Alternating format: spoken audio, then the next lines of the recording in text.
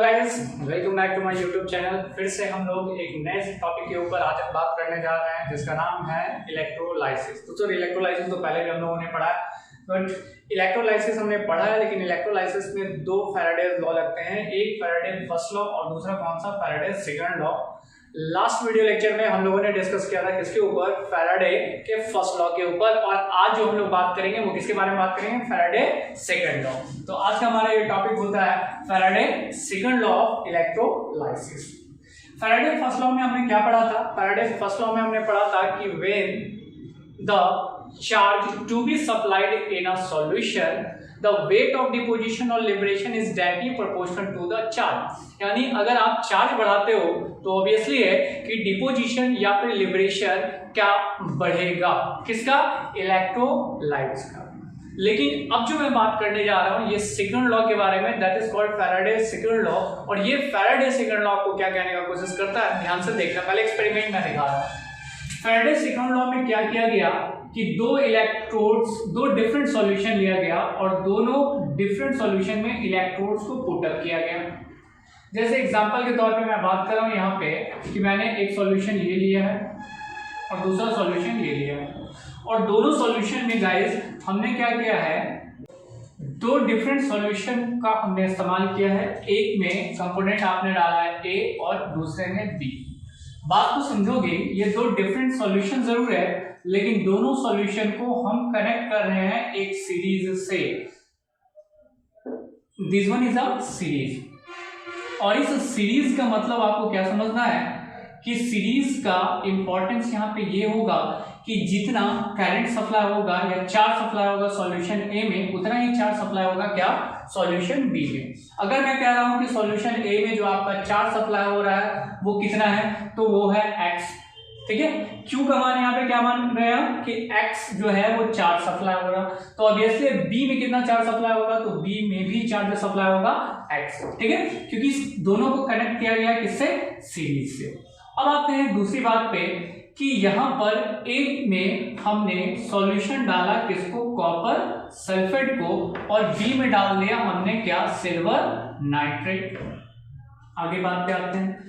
तो इस सॉल्यूशन में जो आपको दिख रहा है, इस सॉल्यूशन में होगा कॉपर सल्फेट, यानी कि कॉपर आयंस है, और दूसरा कौन सा है, सल्फेट है। वही सिल्वर नाइट्रेट में अगर बात करते हो आप, तो सिल्वर नाइट्रेट में दो चीजें होंगी, एक तो सिल्वर Ag+ और दूसरा है नाइट्रेट जिसको आप कहोगे NO3-। अब ध्यान से यहाँ पे देखना कि जैसे आप इलेक्ट्रिक करंट सप्लाई करोगे और दोनों सॉल्यूशन कनेक्ट है किससे, एक सीरीज से, तो दोनों में सेम क्वांटिटी चार्ज सप्लाई होगा। लेकिन इसके बेसिस पे अगर आप देखते हो तो कॉपर यहाँ डिपॉजिट हो रहा, नो डॉट, एक मिनट वो उल्टा जगह हो गया, ये कॉपर डिपॉजिट हो रहा है इस जगह पे, और यहाँ पे सिल्वर डिपॉजिट हो रहा है। डिपोजिशन कॉपर का भी हो रहा है और डिपोजिशन किसका, सिल्वर का भी हो रहा है। लेकिन हमने क्या ऑब्जर्व किया, हमने ये ऑब्जर्व किया कि कॉपर डिपॉजिट हुआ कितना ग्राम, 2 ग्राम, ठीक है, लेकिन सिल्वर कितना ग्राम डिपॉजिट हुआ, 5 ग्राम। मेरी बात समझना, मैंने क्या कहा कि सेम क्वांटिटी चार्ज दोनों में सप्लाई हो रहा है, कॉपर सल्फेट सॉल्यूशन में भी और सिल्वर नाइट्रेट सॉल्यूशन में भी, लेकिन सीरीज से कनेक्ट है तो दोनों में सेम क्वांटिटी चार्ज गया होगा। लेकिन सेम क्वांटिटी चार्ज जाने के बाद भी सिल्वर ज्यादा डिपॉजिट हो रहा है और कॉपर कम डिपॉजिट हो रहा है। इसके पीछे एक्चुअल मैकेनिज्म क्या है, फैराडे फर्स्ट लॉ सही है, जब आप चार्ज को बढ़ाओगे तो डिपोजिशन बढ़ेगा। यहां पे जो आप चार्ज सप्लाई कर रहे थे वो था x, अब x को आप कर दो क्या, 2x, अब चार्ज बढ़ा दो तो जितना 2x इसमें भी सप्लाई होगा 2x इसमें भी सप्लाई होगा। यहां पर 5 ग्राम डिपॉजिट हो रहा था तो यहाँ कितना हो जाएगा, 8 ग्राम। यहाँ 2 ग्राम डिपॉजिट हो रहा था तो यहाँ क्या हो जाएगा, 3 ग्राम, तो मास ऑफ डिपोजिशन भी बढ़ेगा। तो फैराडे फर्स्ट लॉ यहाँ पे एप्लीकेबल है, लेकिन फैराडे सेकंड लॉ यहाँ पे बन करके उभर गया कि जब दो डिफरेंट सॉल्यूशन में हमने सेम क्वांटिटी चार्ज सप्लाई किया तो कॉपर कम डिपॉजिट हुआ, सिल्वर ज्यादा डिपॉजिट हुआ। ऐसा क्यों, इसलिए क्योंकि फैराडे सेकंड लॉ कहता है कि W is directly proportional to the equivalent mass. किसके बराबर होगा, इक्विवेलेंट मास के बराबर होगा।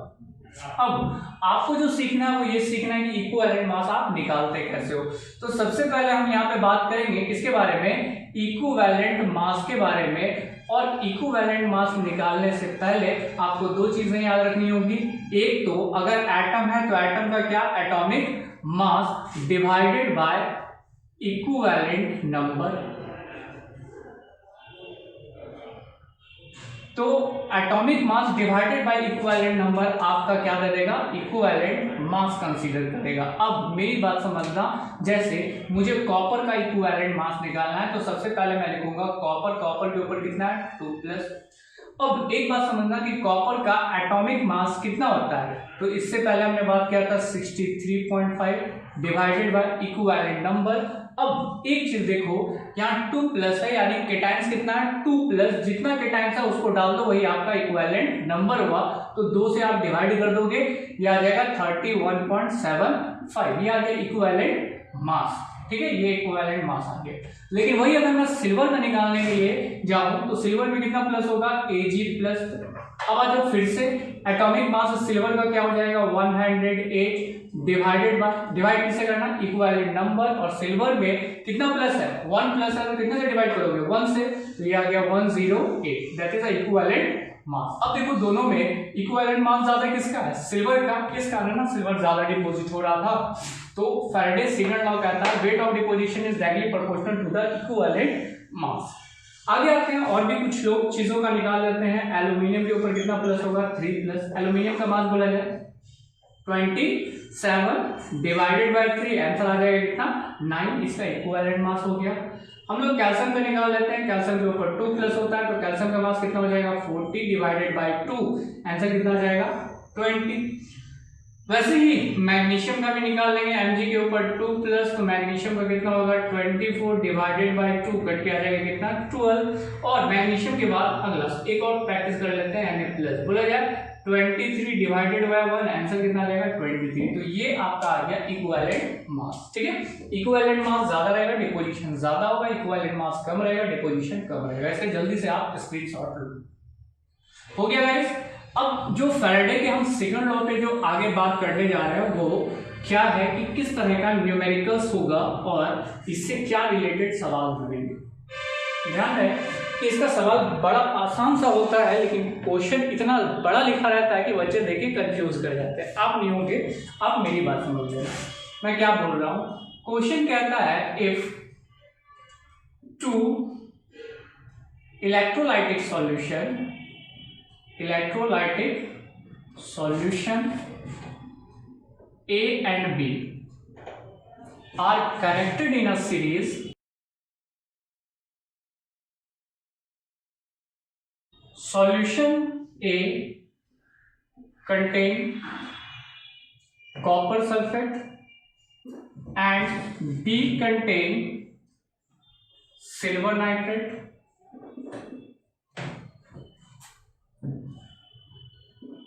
कहता है आगे if 1.08 gram silver is deposited on cathode,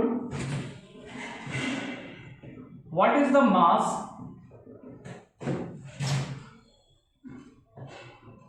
of copper is deposited.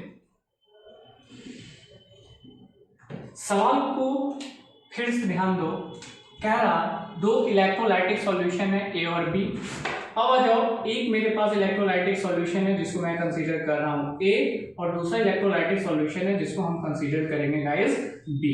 Solution ए में हमने क्या डाला है, ऑब्वियसली है कि एक चीज सॉल्यूशन ए में रहेगा, आप ए बी किसी को भी कंसीडर कर सकते हो, डजंट मैटर।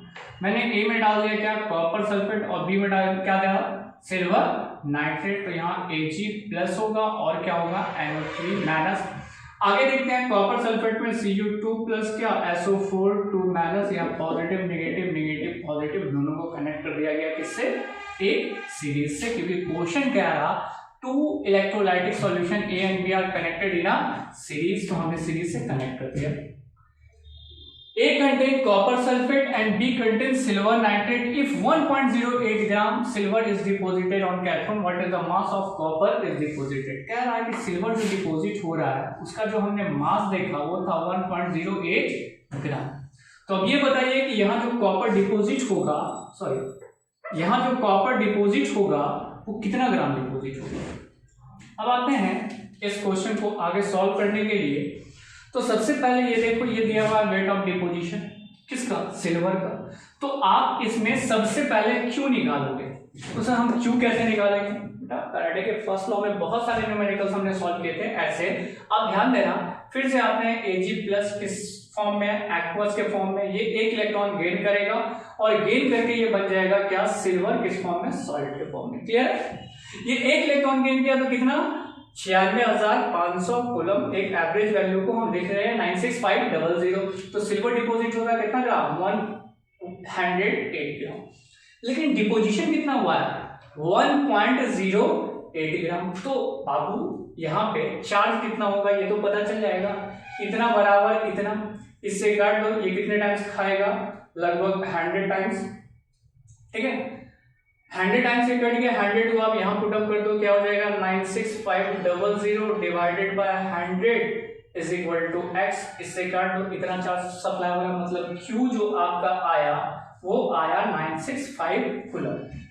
अब जितना Q यहाँ सप्लाई हो रहा है उतना ही Q यहाँ पे सप्लाई होगा, सेम क्वांटिटी।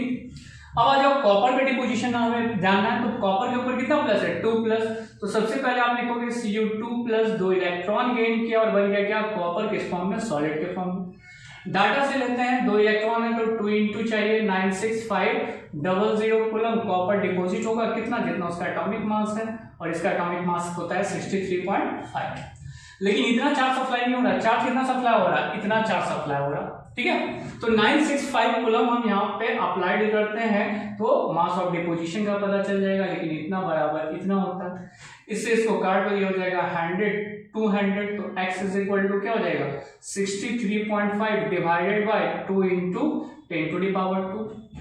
एक काम करते हैं, 10 टू द पावर 2 ऊपर भेज देते हैं, -2 हो जाएगा, 2 से इसको काट दो, हो जाएगा 31.75, ये हो जाएगा 0.3175 ग्राम। यानी कितना ग्राम कौन डिपॉजिट होगा, कॉपर, और सिल्वर कितना ग्राम डिपॉजिट होगा, 1.08 ग्राम। ये क्वेश्चन समझ में आया तो इसका जल्दी से स्क्रीनशॉट लो। मैं एक और क्वेश्चन इसी में देने जा रहा हूँ। नेक्स्ट जो क्वेश्चन है गाइस, इसी क्वेश्चन में मैं थोड़ा सा इसका मॉडिफिकेशन कर लेता हूँ। यहाँ कॉपर सल्फेट की जगह पे मैं ले लेता हूँ मैग्नीशियम सल्फेट MgSO4, और दूसरे में सिल्वर नाइट्रेट की जगह पे मैं ले लेता हूँ कॉपर सल्फेट। और कह रहे हैं कि इफ कितना 3.175 ग्राम जो डिपॉजिट हो रहा है वो किसका डिपॉजिट हो रहा है, कॉपर का। और वैसे ही मैं आपसे पूछ रहा हूँ what is the mass of magnesium क्या इज डिपोजिटेड। इस क्वेश्चन को आप ट्राई करो, आपका टाइम स्टार्ट होता है अब। टिक टिक टिक टिक टिक टिक टम, क्वेश्चन सॉल्व आते हैं गाइस इसके आंसर के ऊपर। आप ये फिर से बना लो कि यहाँ पे 2 आपने सॉल्यूशन ले लिया है, एक सॉल्यूशन आपके पास A है और दूसरा सॉल्यूशन कौन सा है, B है। सॉल्यूशन A और सॉल्यूशन B, सॉल्यूशन A में आपने डाला मैग्नीशियम सल्फेट MgSO4, तो सर B में डाल सकते हैं, बिल्कुल डाल सकते हो, कोई आंसर में इसमें कोई दिक्कत नहीं आएगा।